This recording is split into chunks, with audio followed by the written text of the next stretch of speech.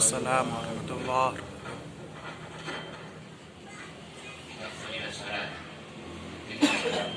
mengumpulkan dosa-dosa salat dan tahuzur adalah dosa besar.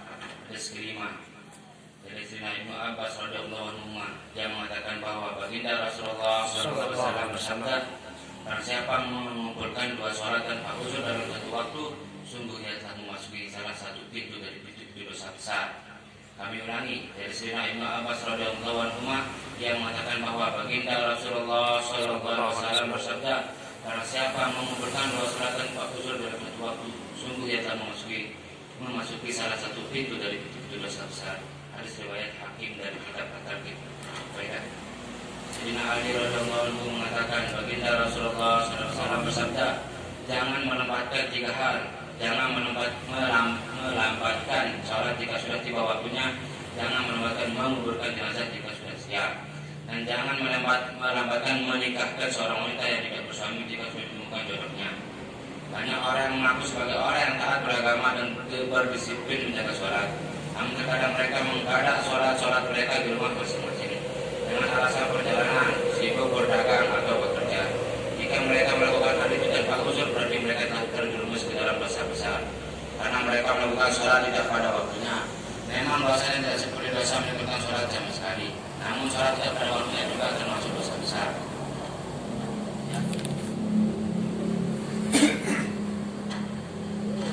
Hadis ke-6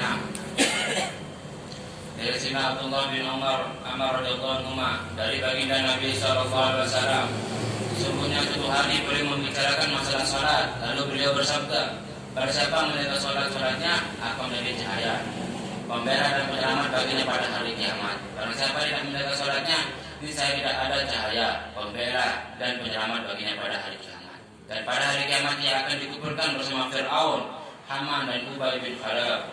Hadis riwayat Ahmad, Ibnu Hibban dan Tabrani dari kitab Al-Faidah.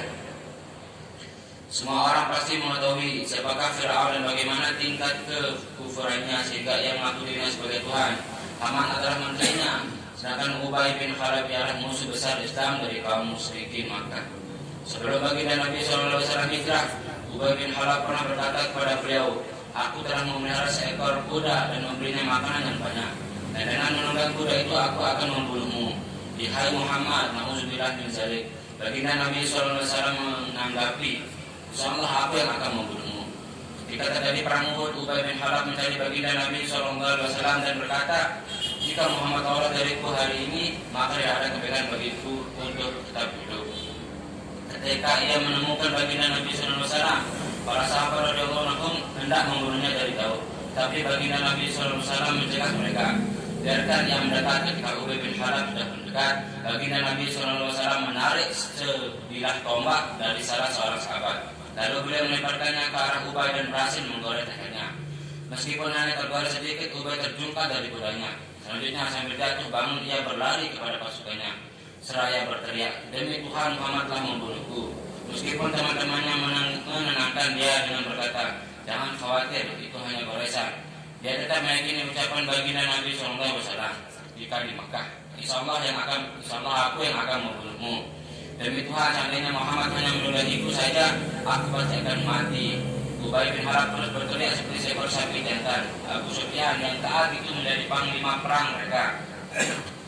Mencemooh Ubay dan berkata, cuma goresan kecil saja, mengapa kamu berteriak-teriak seperti itu? Ubay menyahut, tahukah kamu siapakah yang telah melukaiku? Dia adalah Muhammad. Aku cuma demi Latta dan Uzza, seandainya penderitaanku ini dibagikan ke seluruh orang Hijaz, niscaya mereka akan binasa. Di Makkah Muhammad telah berkata, aku akan membunuhmu. Saat itu pula aku yakin bahwa aku akan mati di tangannya. Aku dapat lari darinya jika sudah berkata seperti itu Muhammad, meludahiku saja, pasti aku akan mati saat itu juga. Dalam perjalanan pulang sehari sebelum tiba di Mekah, Ubay bin Khalaf pun tewas. Dari kitab Al-Hamis. Alhamdulillah sudah telah mengenalkan fadilah sholat dan mengumpulkan dua sholat terfauzah dalam dosa besar. Dan apa yang kita dengar juga kita bisa disampaikan. Dan di masjid atau di sholat bersama berada. Bismillah semua insyaallah. Insyaallah. Subhanallah wa bihamdihi, asyhadu an la ilaha illa anta, astaghfiruka wa atubu ilaik.